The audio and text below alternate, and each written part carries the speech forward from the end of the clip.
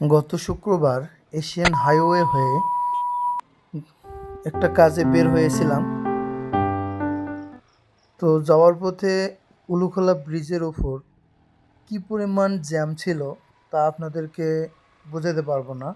আপনারা দেখতেই পাচ্ছেন, শুধু ব্রিজটার এপাশ থেকে ওপাশে যেতে বেশ কয়েক মিনিট সময় লেগেছে। তারপরে দেখতে পাচ্ছেন এখানে এলোমেলোভাবে গাড়িগুলো আসতেছে। এই যে এখানে যাওয়ার কোনো পথ নেই। আমি দুটা গাড়ির মাঝে বাইকটিকে নিয়ে আবার পিছনের দিকে ব্যাক করলাম। এখন আবার সামনের দিকে যাচ্ছি। দেখা যাক সামনের দিকে কি আছে। সুন্দরভাবে যাওয়া যাচ্ছে আপাতত, কিন্তু বাম পাশের গাড়িগুলো সম্পূর্ণ দাঁড়িয়ে আছে। একই সামনে আবার জ্যাম। এখন দেখতেছি আরেক প্রাইভেট কার দাঁড়িয়ে আছে। এখন সে যেতে পারতেছে না, আমি কিভাবে যাব? তারপরও অনেক ঘুতাঘুতি প্যাপু করার পরে একটু তাকে সামনের দিকে দিয়ে আবার আসার চেষ্টা করলাম, কিন্তু না, আবার সামনে এসে দেখি যে অন্যান্য গাড়ি দাঁড়িয়ে আছে। এবার তার বাম পাশ দিয়ে একটু ঘুরে সামনের দিকে গিয়ে দেখি আবার ডান পাশে অনেক অটো দাঁড়িয়ে আছে, কারণ অটোগুলো সামনের দিকে যেতে পারতেছে না, কারণ গাড়িগুলো এলোমেলো আসতেছে।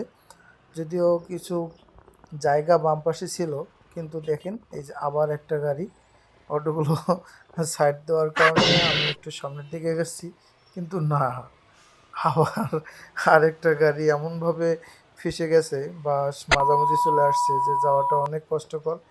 একটু সিস্টেম করে সামনের দিকে এসে দেখি যে সামনে একটু ফাঁকা পেয়েছি। এখন সামনে যাব, এখন দেখি একটা অটো। ওমা, এতে দেখি ডান পাশে বিশাল গাথা। মানে একটা ভয়, নিজের মধ্যে একটা আলাদা কাজ করতেছে যে আসলে এত নিচু ডান পাশটা, একটু উপায় হলেই পড়ে যেতে পারি। তারপরও একটু সাহস করে অটোর পিছন পিছন সামনের দিকে এগিয়ে যাওয়ার চেষ্টা করলাম। এখন এসে দেখি আবার অনেক অটো, সিএনজি এবং গাড়ির জ্যামের কারণে সামনের দিকে যেতে পারতেছি না। আমি এখন সম্পূর্ণ মাটিতে, মানে পাকা ছেড়ে মাটিতে মানে চলে এসেছি।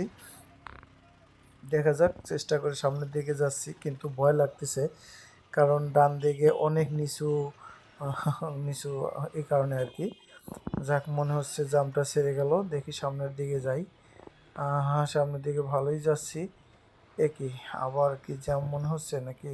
না, এখানে গাড়িগুলো ডানে চাপিয়ে রাখছে, যেখানে আমাকে বাম দিয়ে ঘুরে আবার আমার ডানের দিকে যেতে হচ্ছে। আসলে রাস্তার কাজ হওয়ার কারণে এই ধরনের সমস্যা তৈরি হয়েছে। যাই হোক, অনেক কষ্টের পরে আমি এই ব্রিজটা পার হয়ে আসলাম, যদিও ওয়ান ওয়ের কারণে আমি আসতে পারি নাই। এখন মনে হচ্ছে যে সামনের দিকে পুরো রাস্তাটা ফাঁকা আছে, স্মুথলি যেতে পারবো ইনশাল্লাহ।